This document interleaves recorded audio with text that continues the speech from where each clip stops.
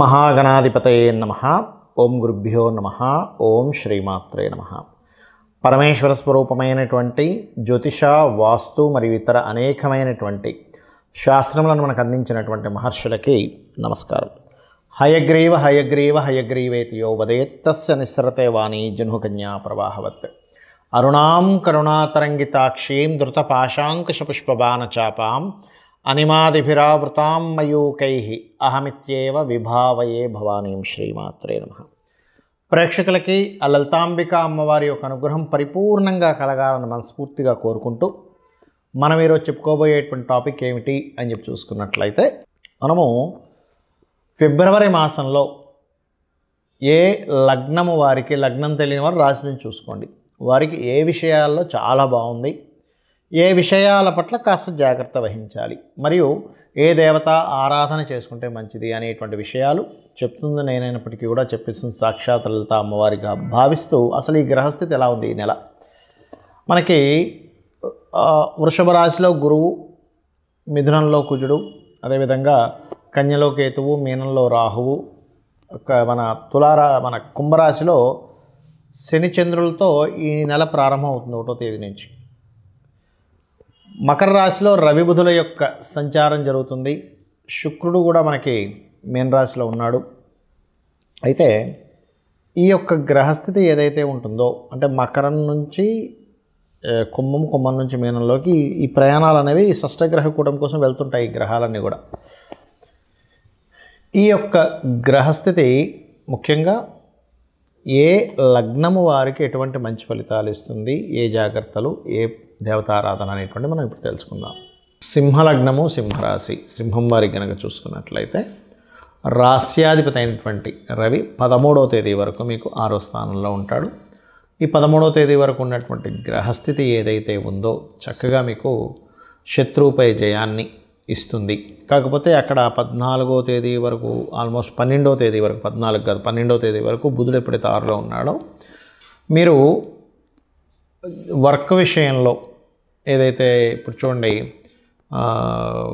వ్యాపార సంబంధించినటువంటి విషయాల్లో ప్రత్యేకంగా రుణాలు, వ్యాపారంలో రుణాలు ఇవ్వడం తీసుకునే విషయాల పట్ల కాస్త జాగ్రత్తగా ఉండండి. ధన సంబంధించిన విషయంలో ముఖ్యంగా మంగళవారాలు, మనీ మ్యాటర్స్ విషయంలో చాలా జాగ్రత్తగా ఉండాలి. ఇక్కడ ఈ శుక్రుడు ఎప్పుడైతే 3వ అధిపతి 8మ స్థానంలో ఉన్నాడో, ఈ 3వ స్థానాధిపతి ఉచ్చస్థితిలో ఉన్నందుకు మీ సిబ్లింగ్స్ని ఎక్కడికైనా విదేశాలకు పంపించాలి, ఎప్పటి నుంచో ప్రయత్నిస్తున్నాం అవ్వట్లేదు అనుకునేటువంటి వీలైనట్లయితే, కొత్త అగ్రిమెంట్స్ గతంలో అనుకున్నాగానే అవ్వలేదు అనుకునేవి కాస్త ముందుకు మూవ్ అవుతాయి కాస్త చూసుకున్నట్లయితే. అదేవిధంగా సింహలగ్నం వారికి ఈ చతుర్థ అధిపతి కుజుడు ఎవరైతే ఉన్నారో, ఈ యొక్క కుజుడు 4వ అధిపతి లాభస్థానంలో ఉన్నందుకు వృత్తిపరంగా, వ్యాపారపరంగా ఏదైనా ప్లానింగ్ చేసేటువంటి విషయాల్లో ఖచ్చితంగా మీకు యోగిస్తుంది. అలాగే మరొక విషయం ఏంటంటే, ఇక్కడ గమనించుకున్నట్లయితే ఈ దశమ స్థానం అంటే వృత్తి స్థానం ఏదైతే ఉందో, వృత్తి కారకుడు శుక్రుడు రాహుతో కలిసినందుకు అనుకోకుండా కొన్ని సందర్భాల్లో విదేశాలకు వెళ్ళడం కానివ్వండి, అనుకోకుండా కొన్ని మార్పులు కానివ్వండి, ఇవి బలంగా చూపిస్తున్నాయి. అదేవిధంగా వివాహం కోసం చేసే ప్రయత్నాలు ఏవైతే ఉంటాయో, 7వ స్థానంలో సప్తమాధిపతి ముఖ్యంగా చూసుకున్నట్లయితే 7వ స్థానంలో శని యొక్క స్థితి ఏదైతే ఉందో, ముఖ్యంగా వివాహం విషయంలో 1, 2 తేదీలు మాత్రం ఎక్కడా కూడా మీరు తొందరపడి నిర్ణయాలు తీసుకోకండి. 3, 4, 5 తేదీలు కాస్త బోటింగ్ అంటే నీటి మీద ప్రయాణం చేసేటువంటి అంశాల పట్ల కాస్త జాగ్రత్తగా ఉండండి. ఇక మీరు చేయవలసినటువంటి దేవతా ఆరాధన ఏమిటి? దత్తాత్రేయుని ఎక్కువగా ఆరాధించండి. ముఖ్యంగా కమర్షియల్ స్పేసెస్ తీసుకునేటువంటి వారికి ఇది సరైనటువంటి సమయంగా చూపిస్తుంది. కాకపోతే మీరు ఏదైనా మనీ మ్యాటర్స్, కుటుంబ సభ్యులతో కొంత దూరంగా ఉండడం, లేనట్లయితే ధన సంబంధించినటువంటి విషయాల్లో కాస్త చూసుకొని అడుగు వేయాలి. ఇక మీరు చేయవలసిన దేవతారాధన దత్తాత్రేయుడి యొక్క ఆరాధన చేయండి. దిగంబర శ్రీపాదవల్లభ దిగంబర అనే నామస్మరణ ఎక్కువగా చేస్తూ ఉండండి. మీకు ఫైనాన్షియల్గా ఇంకా బాగా ఎదగాలి అని అనుకుంటే కనుక ఏదైనా ఒక గణపతి ఆలయం చూసుకొని అక్కడ మీకు వీలైతే ఒక మాల తీసుకొని ఓం గం గణాధిపతయే నమః అనే నామంతో ఒక్క మాల అయినా కనీసం తిప్పి ఒక కొబ్బరికాయ కొట్టి బయటికి రండి. ఆటోమేటిక్గా మీరు చూస్తారు ఫైనాన్షియల్గా ఎంత అభివృద్ధి చెందుతుంది అనేటువంటిది. చాలామందికి ఎన్నో రెమెడీస్ చేస్తుంటారు. ఏ రెమెడీస్ చేస్తున్నా సరే అది ముందుకి కదిలినట్టే కదిలి ఆగిపోతూ ఉంటుంది. అది ఎందుకు అనేది అర్థం కాదు. దానికి కారణం మనం చూడండి, ఒక తలనొప్పి ఉంది మనకి. తలనొప్పికి సంబంధించినటువంటి ఔషధం టాబ్లెట్ వేసుకుంటేనే మనకు తగ్గుతుంది.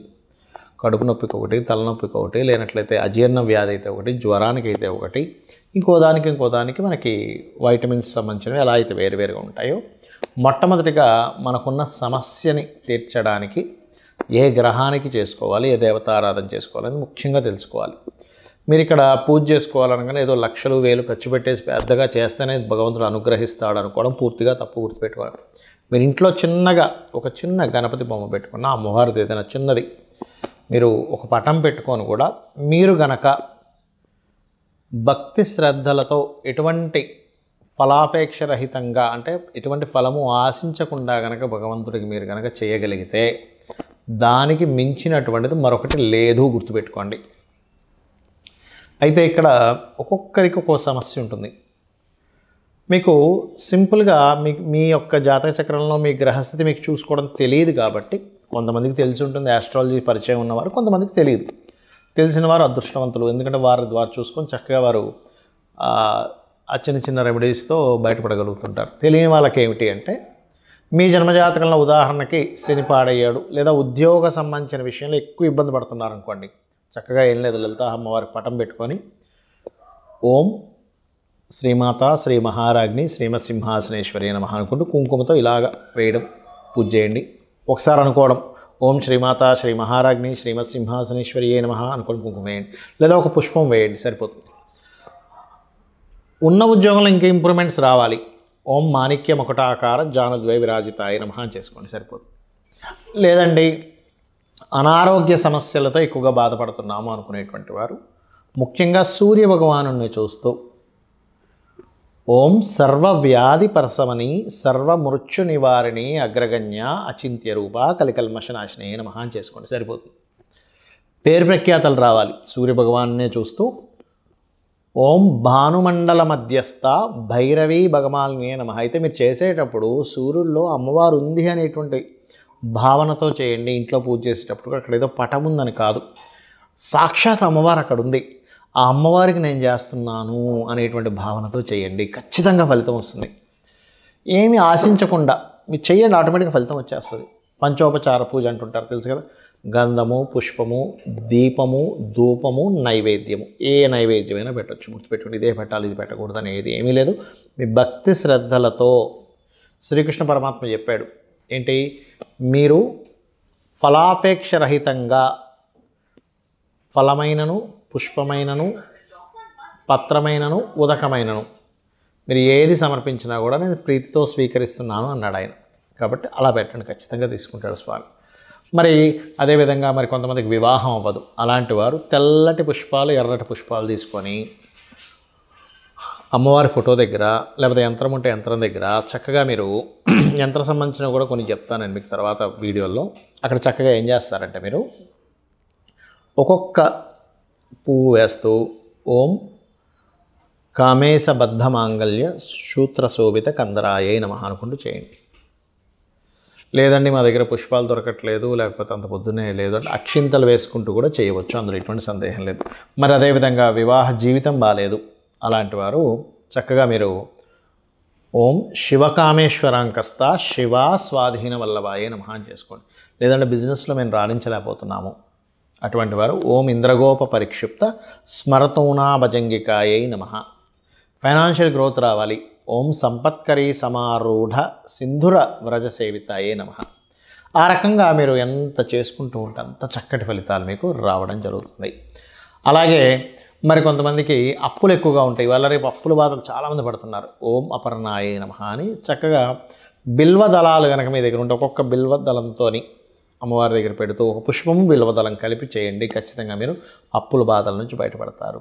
అయితే ఇక్కడ ఏంటంటే చాలామంది ఈ గోచార ఫలితాలు అనేటువంటివి కొంత పర్సెంట్ పనిచేస్తుంది, కానీ మీ జన్మజాతకంలో ఉండేటువంటి గ్రహాల యొక్క స్థితి ఎలా ఉంది అనేటువంటి చాలా ముఖ్యమైనటువంటి అంశం.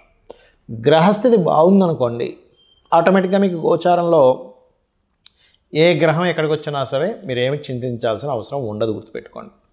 కాబట్టి గ్రహస్థితి మీ జన్మజాతకంలో ఏ దశ నడుస్తుంది, ఏ అంతర్దశ నడుస్తుంది, ఏ యోగం ఉంది చాలా ఇంపార్టెంట్. అంతేగాని ఏలినాటి శని వచ్చేసిందని భయపడిపోవడం, అమ్మో కాలసర్పదోషం ఉందని భయపడిపోవడం ఇవేమీ అక్కర్లేదు. ఇంకా అన్నిటికంటే ముఖ్యంగా చెప్తాను, మీకు ఏ గ్రహస్థితి ఉన్నా ఎలా ఉన్నా అమ్మవారిని నమ్ముకొని, అమ్మ నువ్వు ఉన్నావు నాకు చాలా ధైర్యం, నా పని నేను ధర్మంగా చేసుకుంటూ వెళ్తూ ఉన్నాను అనుకునేటువంటి వారికి అమ్మవారి రక్ష 100% ఉంటుంది. ఏమీ భయపడాల్సిన పని లేదు. శ్రీమాత్రే నమః.